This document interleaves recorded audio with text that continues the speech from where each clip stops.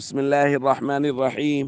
عن أبي هريرة رضي الله تعالى عنه عن النبي صلى الله عليه وسلم قال: ما من أيام أحب إلى الله أن يتعبد له فيها من 10 ذي الحجة يعدل صيام كل يوم منها بصيام سنة وقيام كل ليلة منها بقيام ليلة القدر.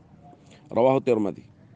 نبی کریم صلی اللہ علیہ وسلم نے ارشاد فرمایا، ذی الحج کے ابتدائی 10 دنوں سے بڑھ کر کوئی دن ایسا نہیں جس کی عبادت اللہ کو زیادہ محبوب ہو۔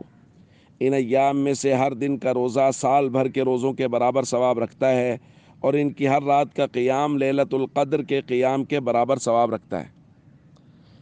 دوستو، عشرہ ذی الحج کے فضائل بیان کیے جا رہے ہیں، یعنی ذی الحج کے پہلے 10 دن، ان میں اللہ کو اپنی عبادت بے حد محبوب ہے، اور جیسا کہ آج کی حدیث میں الفاظ بھی یہی ہیں، ان یتعبد لہ فیہا، کہ ان دنوں میں عبادت کرنا اللہ کو بے حد محبوب ہے۔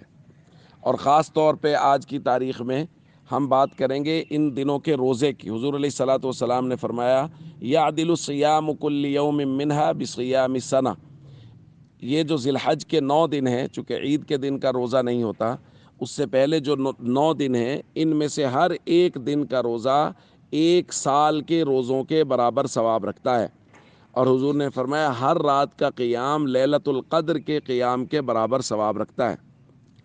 تو دوستو، ہم سب کو اس بات کا اہتمام کرنا چاہیے، جن لوگوں کے ذمے کوئی تھکا دینے والا کام نہیں ہے، جیسے بعض لوگ مزدوری کرتے ہیں یا کچھ اور ایسے کام، تو وہ لوگ تو ظاہر ہے ان کے لیے مشکل ہے، لیکن وہ لوگ جن کو فرصت ہوتی ہے، یا جو دفتر میں بیٹھ کے صرف کام کرنا ہوتا ہے، بیٹھ کے انہوں نے کوئی نہ کوئی دفتری کام دیکھنا ہوتا ہے، ان کو چاہیے کہ وہ ضرور بھی ضرور روزے رکھ لیں، چونکہ روزہ رکھنے سے اللہ رب العزت کا قرب حاصل ہوتا ہے، جیسا کہ ہم نے کل بات کی تھی۔